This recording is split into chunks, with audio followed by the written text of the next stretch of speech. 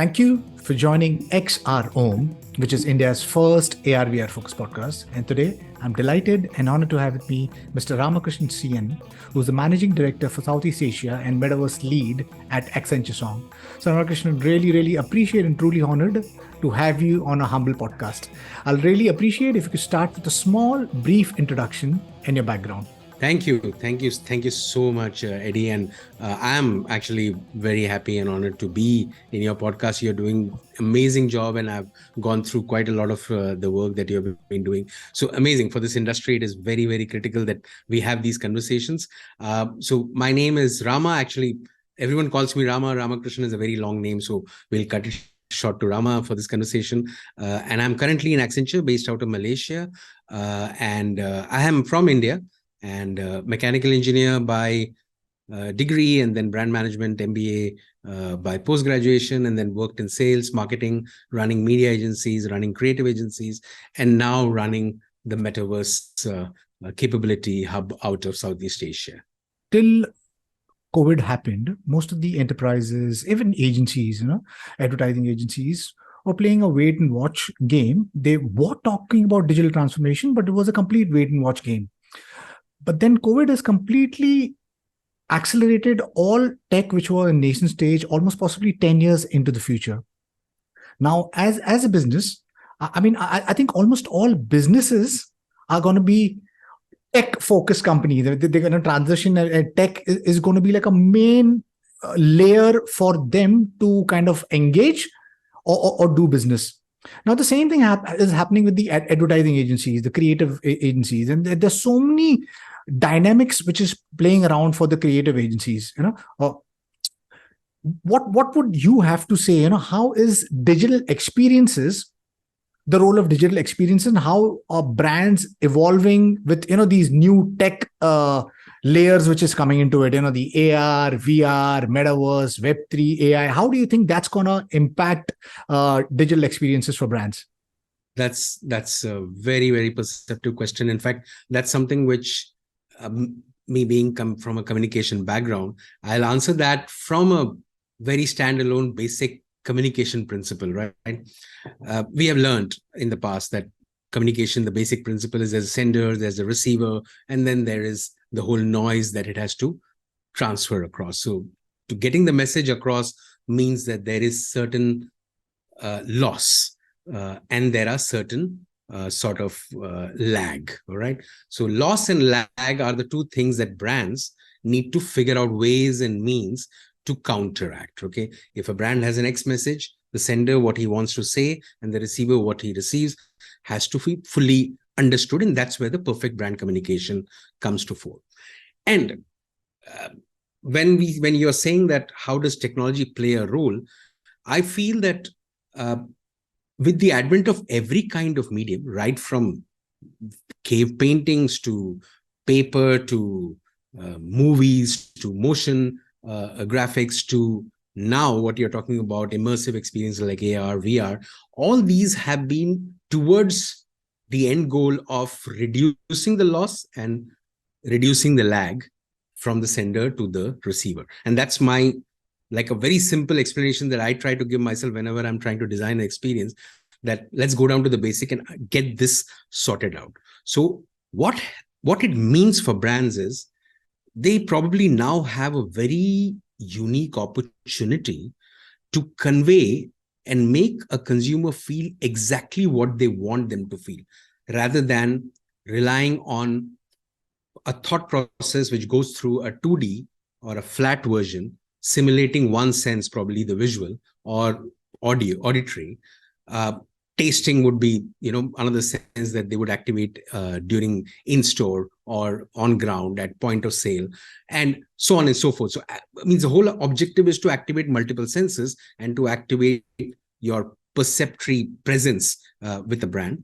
What it means is through AR, through VR, we're able to bring brands into the space where I can activate the brand as a brand manager with all senses, with all auditory to olfactory to you name it. And that's why I like to use this term called, there is a term in science called proprioception, which is incidentally called the sixth sense, which means that our body intuitively knows where the end of our hands are, and it doesn't need the 3D presence to determine it.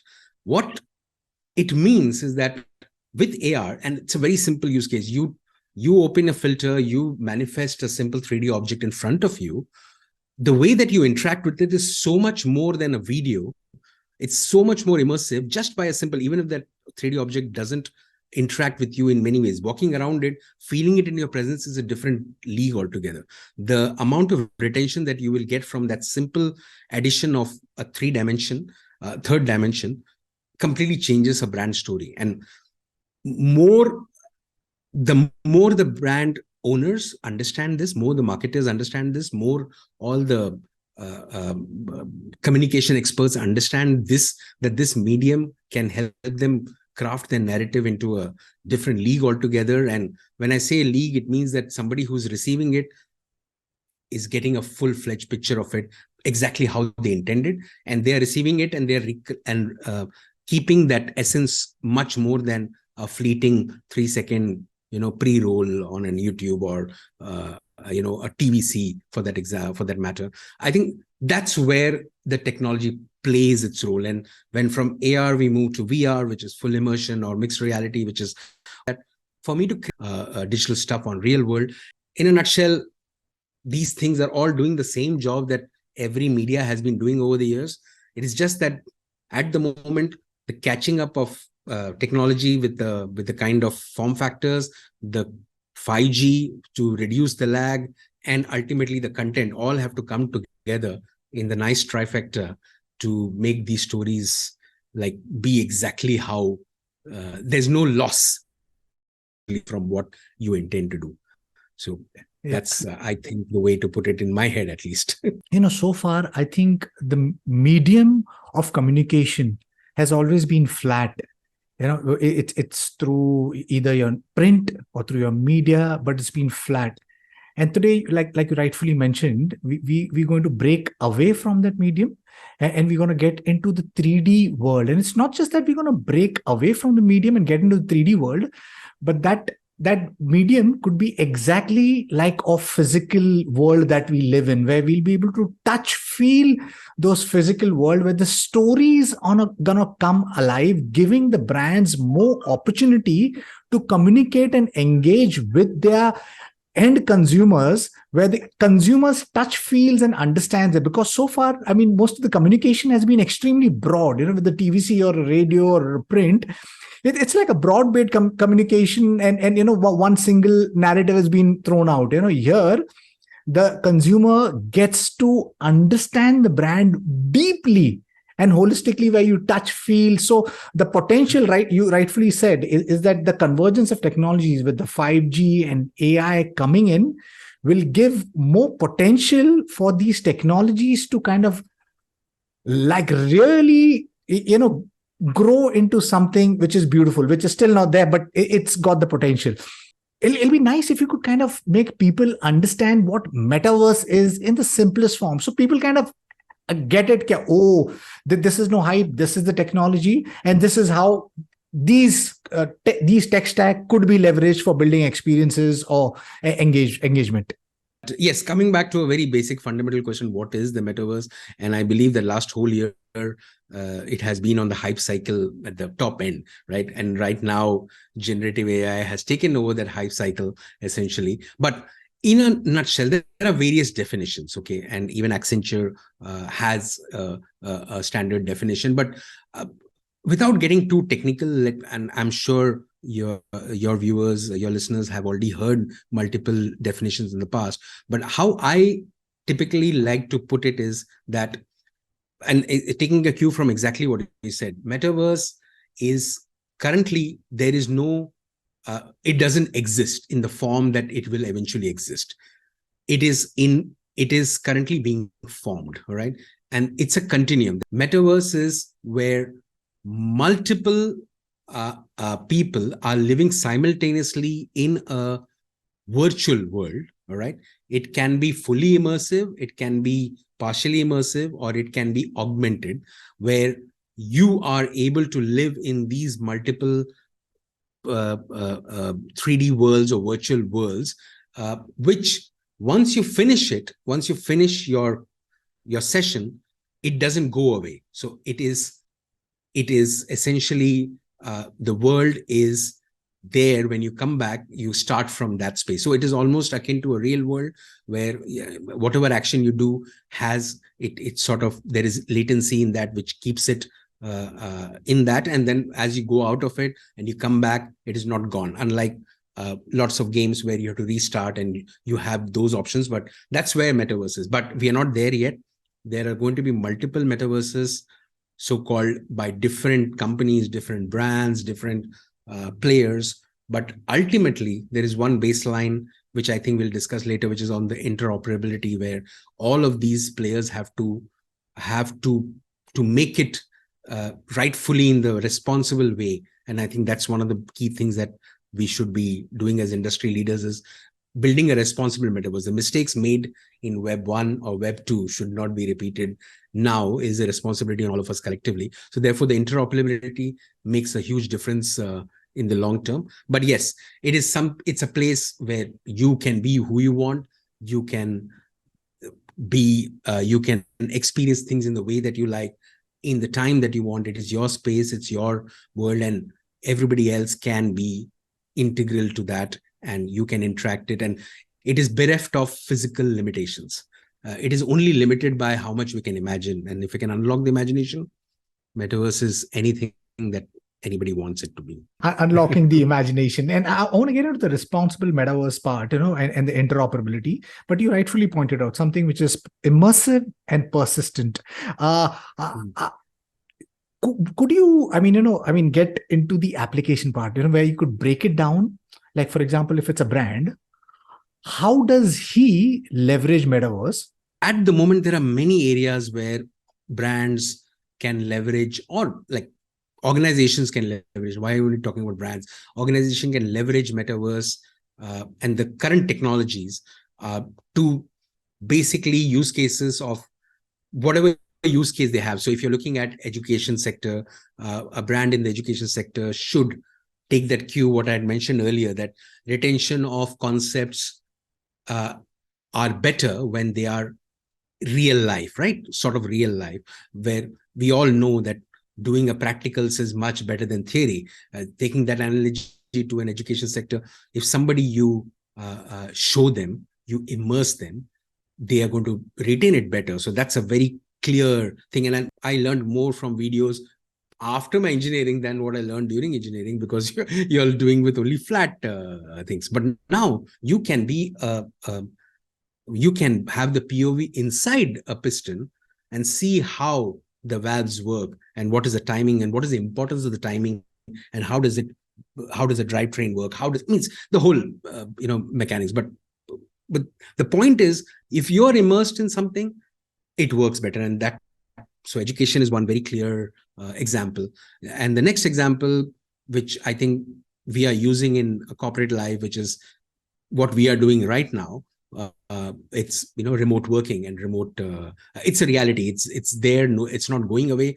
And there was something very interesting which I was trying to how to define this kind of work for corporations. And we all know that blue collar worker had a time, space, timing that they had to do. The same industrial revolution concept was brought into white collar workers, where we are not doing manual work, but we are still restrained by a space and office and desk and timing and clocking 8 hours and so on and so forth.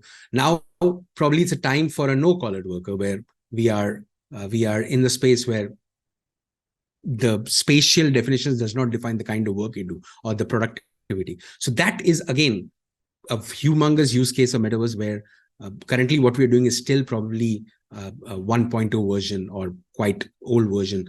I'm sure later on we'll be able to perceive each other if we are actually doing this in Horizon World, or we are doing it in, erstwhile alt space and now Microsoft Mesh. So we could, these are the things that are immediate. And for brands, taking this one step further is like real estate. A brand in a real estate, you lay the woodwork, you have the showroom unit. Even before the showroom unit is designed, you can have a full version where you have the walkthrough. You can see the unit in full virtual reality or even augmented reality in front of you through your phone, and experience the customer as to what an 8th level, 10th level, or 15th level show unit will look like. What will be a view?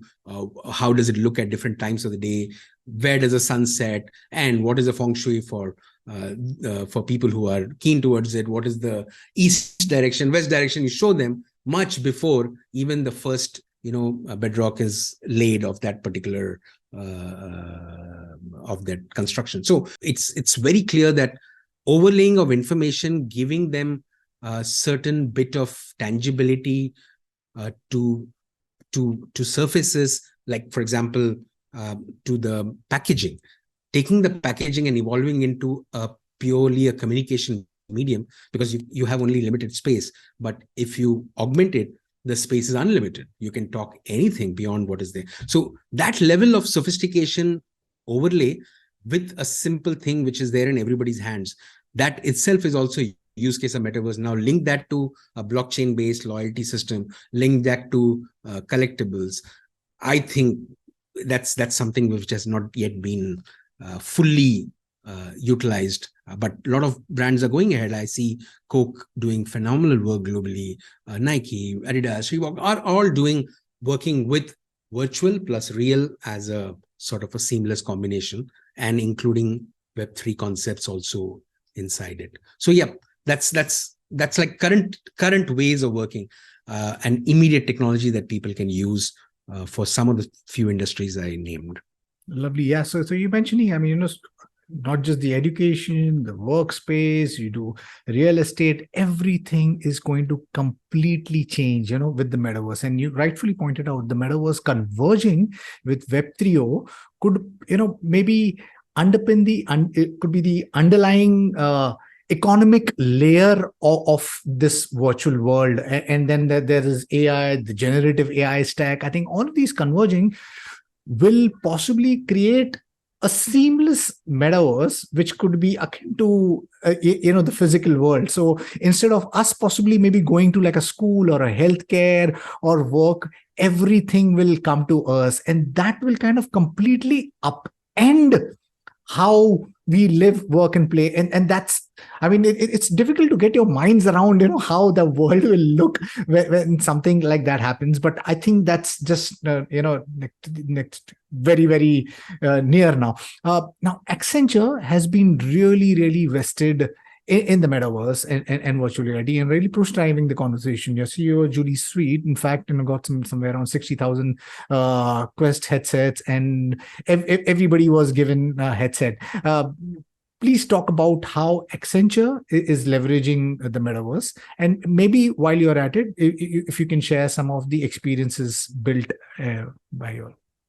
So Accenture launched the Metaverse Continuum business group last year, and it's probably one of the largest metaverse related offerings globally. Okay, and also the partnerships, as you would know, that we partner with Meta and we are partnering with Microsoft to bring alive the enterprise metaverse, as you rightly said, not only in getting the headsets, but actually utilizing them for induction of new joiners, and also having those spaces where those are custom spaces where people actually go in to get their induction into Accenture, get whatever they need, seek out information, guidance, because there are people in those spaces, and it is virtual immersive spaces built on the current technologies that are available. So Accenture has been on the forefront, and globally we are working with numerous clients for bringing forth their metaverse vision. And as you can see that these are all formative years for setting the foundation for global as I said, benchmarks for responsible metaverse. And responsible metaverse is something that Accenture is very, very, invested in. And we would like to make sure that those kind of protocols and those kind of systems and those kind of benchmarks and those kind of regulations are all in place when we are advising our clients. So so in a nutshell, it is like, there are many projects that are ongoing, and obviously I will not be able to share all the details of it, but whatever few things that I've been talking about are all current ongoing projects, whether it's on retail side, or whether it's on education side, whether it's on workplace side, and real estate. There's a lot of real estate projects that we have been doing, and I think that's where the amount of specialization that it requires, an amount of setting of context for the C-suites around the world to understand and make sure that they are able to appreciate where this whole metaverse trend is going, and what it could mean for their business in terms of ROIs, in terms of at least making them relevant for a future-proofing them for a longer period of time.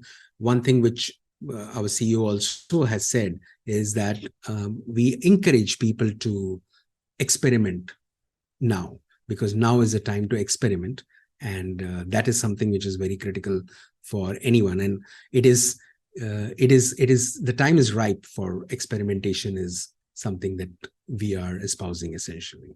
The entire Web 2.0 world works in a very hierarchical manner.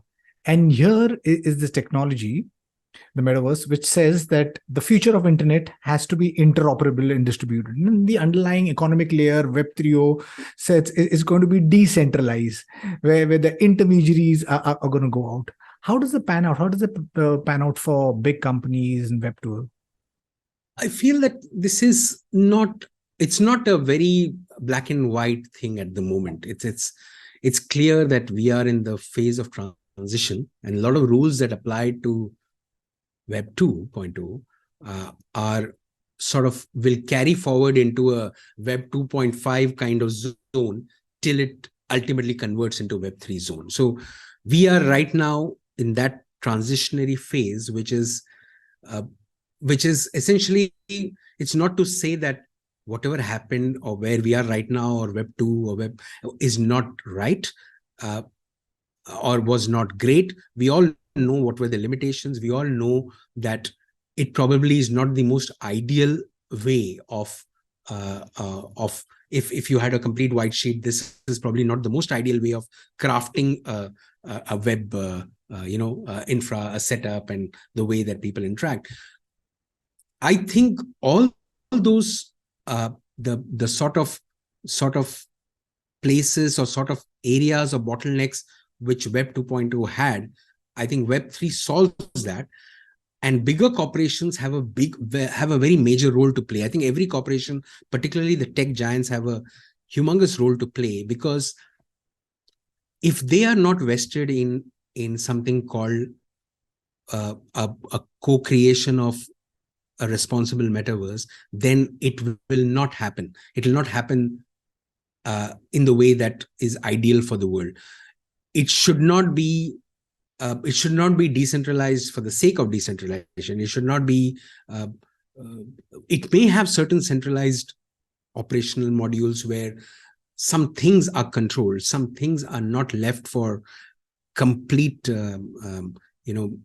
democracy, as we can say, in many ways. But it is that what needs to be controlled and what needs to be completely decentralized, that thinking and that framework is what I think things are being defined right now. So every major corporation has a role to play, and it is very important that when we talk about people investing in these technologies, and particularly now with generative AI, I think it's sort of the line between ethics and where the whole who owns what, the ownership debate is going to explode even further right now. And it's already, we can see traces of it already happening. It started already with in the past with how does IP play with the deepfake and all those things. Already discussions were on, but right now it is at probably at a juncture where we all have to take certain calls which will impact the next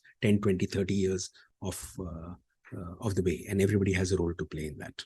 So yes, I think this interoperability decentralizes conversation. There are these tech maximalists and the idealist on one side, and the tech the Luddite on the other side. I think it's never going to be extreme left or right. I mean, truth is somewhere always in the center, in the middle. And I think we'll converge beautifully, possibly in a way where it's beneficial for everyone. The hype cycle was Web 3.0, then Metaverse, and now that the generative AI is in the hype cycle. So, would you be able to explain what generative AI is, and what is the role that you see of generative AI playing in Metaverse? If I have to convey an idea to you, I can describe the idea to you, okay? But to show the idea to you, I will rely on an artist to convert it into a visual. I will rely on some kind of immersive tech. Now, generative AI solves one part of that very interestingly, is that if I am describing to somebody something that what I have in my brain, what I have an idea, and that AI is able to generate an artwork, a 360 image or a video or whatever in the right, close to what I have in my head, that in real time, that also, it sort of bridges that gap of that lag that we had from what is in my brain to transmit to you.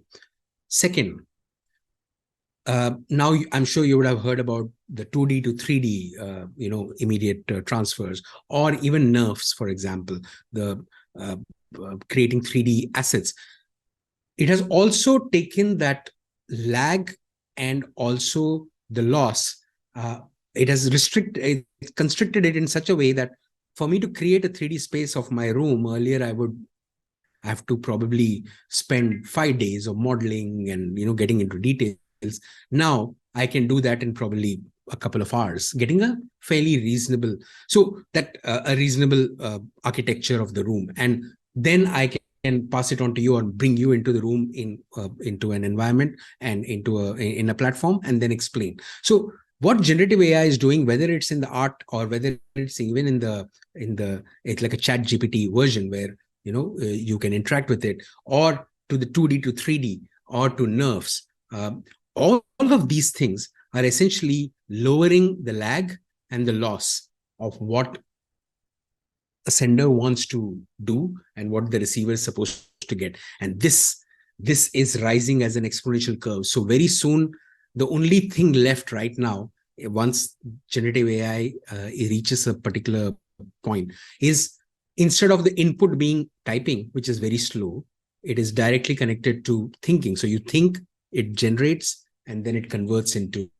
spaces that you can bring, or you can convey your thoughts like content creators, or you can bring people into your space and sort of they get exactly what you had in your mind. So it is that particular thing. I just use that analogy again because it sort of simplifies it for me as to where does generative AI fit into the overall scheme of things.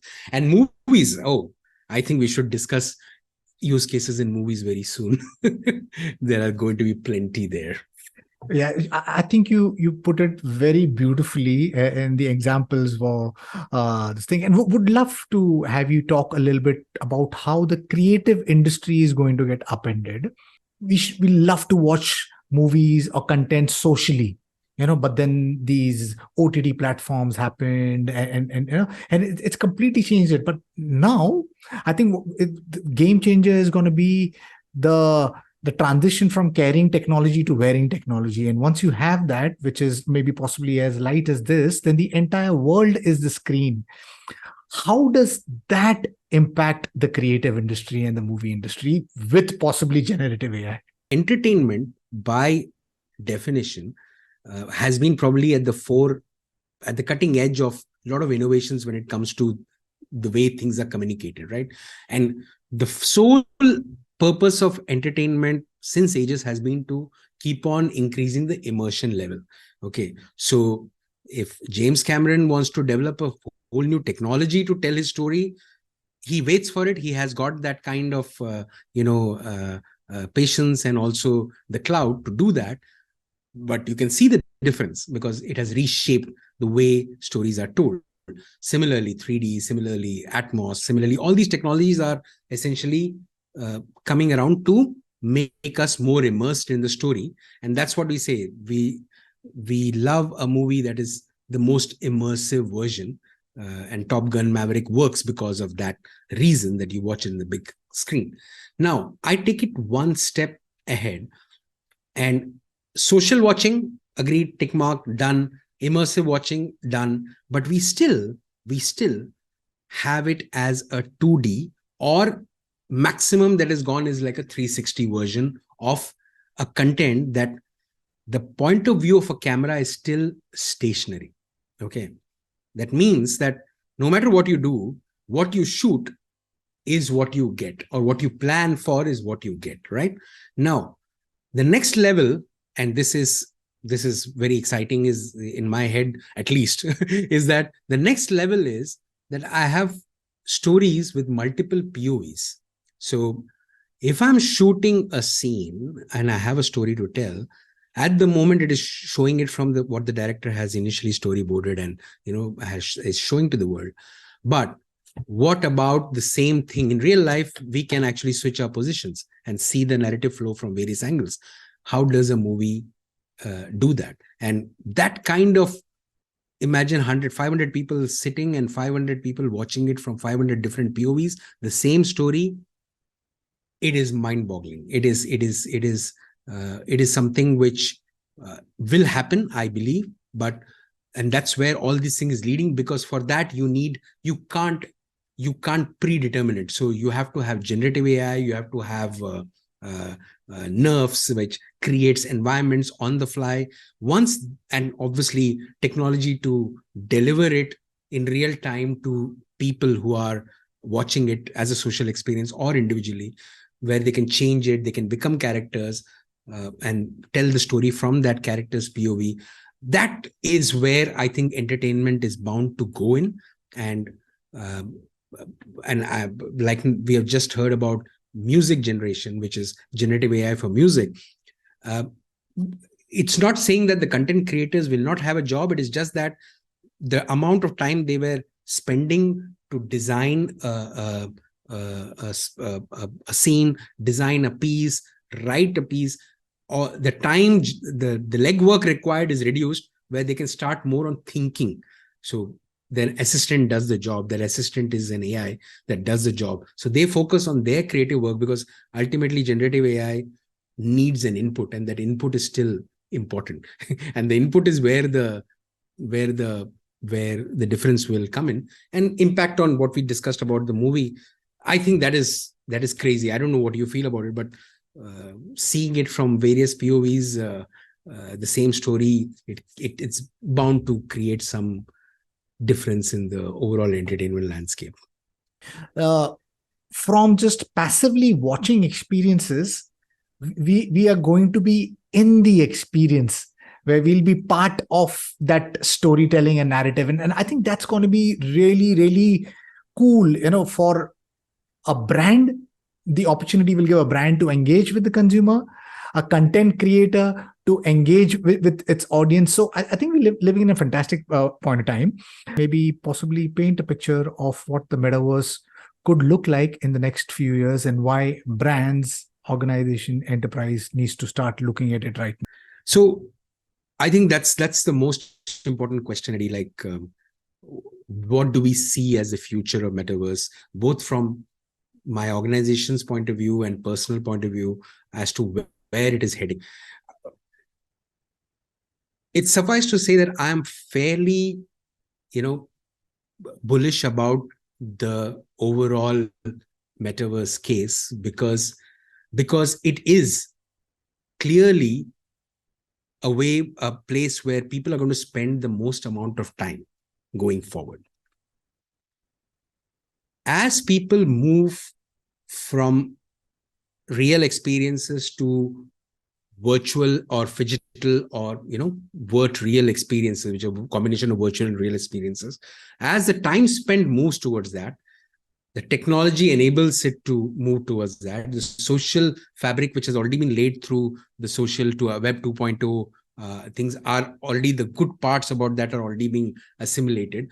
Ownerships are being defined in a way where a virtual object, probably now, we are very surprised that sometimes when a virtual object has an equivalent value to the same real object, but very soon the virtual objects will have much more value than the real object. And this will come as when this particular thing happens more often than not, then that's where we would clearly see that the metaverse and its subsidiary technologies have come to life, where you respect more on the virtual, like the amount given to a virtual experience will be much more than a real experience, right? So not to say that the real part that means it's not important. That's why I believe that the future is not 100% virtual. It is a hybrid, or it is a combination of what is happening in real life augmented with digital information. You're going to live in that space where information is at your fingertips. Your transmission of your thoughts is real time, with the lowest of lag, with the lowest of loss as possible. And the more we are going to use this confluence of technologies, like you rightly put, I think the faster we are going to reach a state where metaverse will be in the ideal, responsible, and the most impactful format that it should ideally be in. So that's what I see it. And it's going to impact each of us, our children, and the future generations quite significantly. And we are already at a cusp of something very unique in the world. So we are all in very exciting times, as you rightly started the podcast with. Lovely. I really appreciate you taking time and being part of the podcast. You rightfully pointed out that how the Gen Z or the future generation are completely digital native. My son, who's an 8-year-old, understands computers, gaming much better than I could have ever had. And I think they are the ones who are responsible for the changing consumption pattern. And I think brands and enterprise needs to understand where they are going. And that's where the future of business is going to be. So on that note, really, really appreciate and truly a privilege to be speaking to you and to my listeners. If you like what you see in here, then please press the subscribe button. And until next time, see you guys. Bye-bye. Thank you. Thank you, Ram. Really appreciate this. Thank you very much. Thank you.